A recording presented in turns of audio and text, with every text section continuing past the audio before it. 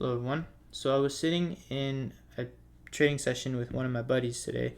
He was trading and I wasn't. I was just tape reading, and I was also trying to get a better understanding of how he deals with taking setups mentally while he's operating the charts. So I'll link his channel in the description.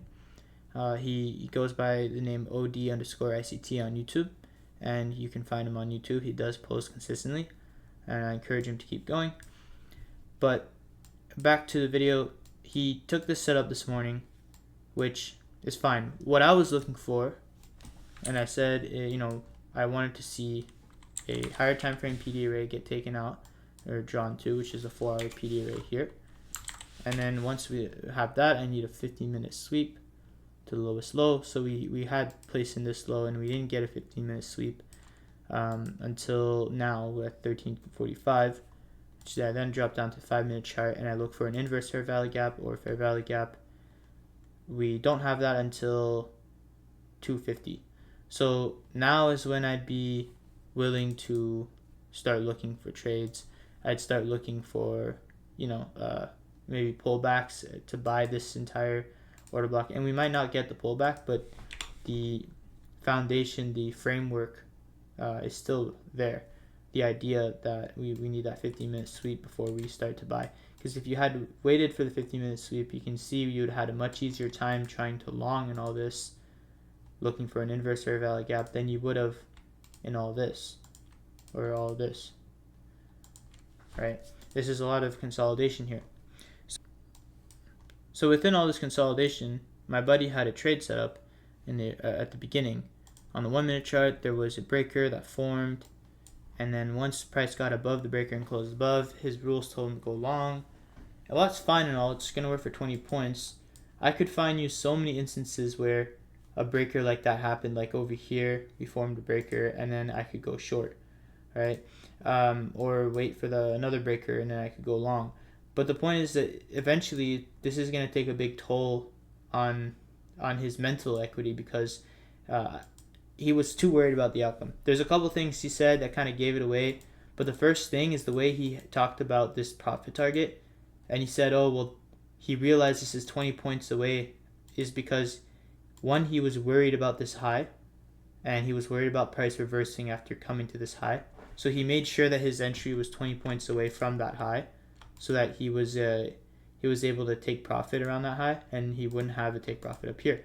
So I had asked him this question. I'm like, if your take profit was up here near the midnight open at 440 points, would you still take this trade? Would you still trust it would work?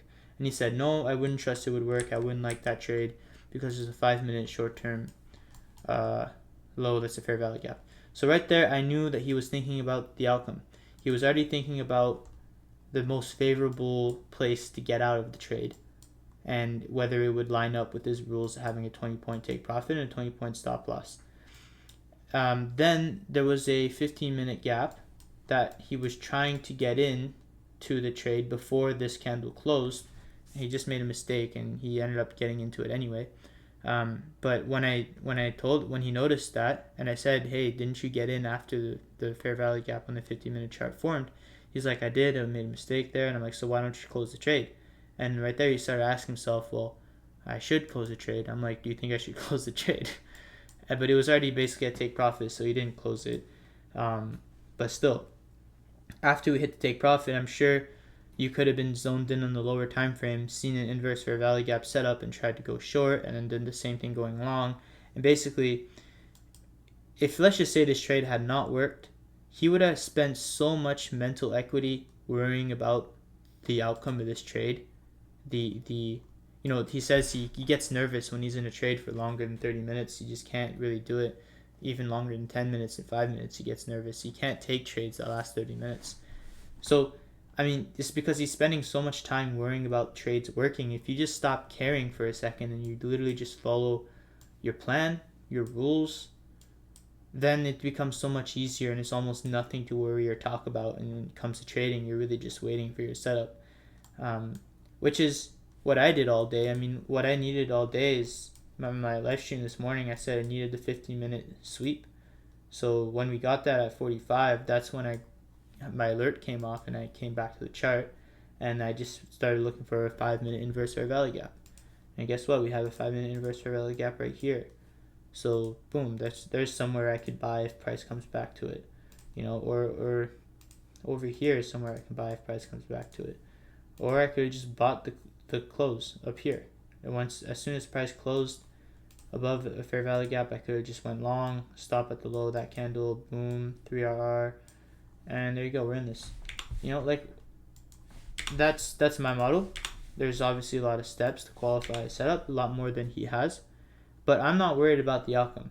I know they could lose, and I'm not worried about where I'm taking profit because it's all a bunch of probabilities. And when it came to his case, he's taking these small trades on these mini time frames. The probabilities are he's going to have a lot more trades with more losses. I mean, this is how it works. And I don't think he has what it takes mentally to keep up with those losses. If he starts to come across too many, even if he's still in profit and has more wins than losses, eventually it's going to take a toll on you, and you're going to start to do things that are stupid. So what I told him is, I think what will help him the best, and I'm not trying to be, but what I told him and what I think will help him the best is to just focus on the higher time frame. This is why I have a 4 hourly and 15-minute chart, and it's not only because I'm trying to read order flow and form a bias and trade directionally to line up the higher time frame. That is one of the reasons, but it's also because I'm allowed to relax and be patient and really wait for the right setup. Because if I had just set an alert like I did and went about my day and only came back to trade once that alert got hit, think about how many accounts were blown inside this consolidation, inside this range. Right? Like, I clearly defined on my stream what I was waiting for to trade that day, and I clearly didn't do anything or start looking at any charts until that thing happened. And then think about how much more energy I have coming into the chart ready to put on risk versus if I had sat in all this looking for a trade, hoping there's going to be a trade, and there just is. Even if I don't take any trade, I'm still going to be tired. I'm still going to be frustrated or whatever, exhausted of looking at a chart for hours without being able to find anything. So it's just something I wanted to add real quick. I hope that if anybody watched this, you enjoyed, and good luck tomorrow in trading. I will hopefully be streaming again, and everything's going to continue as it should.